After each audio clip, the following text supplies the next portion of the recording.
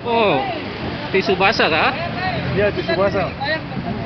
Karena tisu di apotek sama sengara lah, jadi kadang ini saja.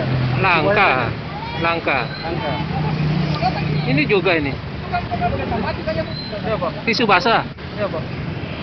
Apa itu, Bang? Ini sebagai pengganti apa masker. Selama ini kan Saya lagi habis ini ya. langka. Tembak Jadi kamu. ini menjadi alternatif untuk satu menggantikan masker. Jadi himbauan untuk masyarakat. Jadi bahwa masyarakat juga bisa menggunakan ini untuk menggunakan kalau maskernya lagi langka. Apa jaminan keamanannya apa itu?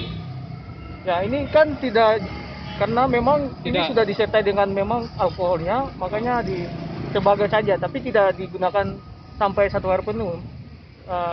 Beberapa jam langsung dibuang lagi. Bisa berubah jadi zombie ya? Yang penting tidak langsung terpapar ya. Tidak Iya, langsung. iya.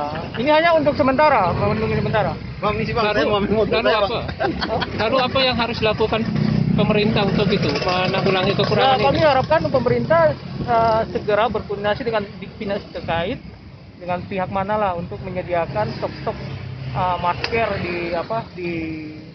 di apotek-apotek maupun juga Indomaret yang ada supaya masyarakat juga bisa mengkonsumsi masker-masker yang ada supaya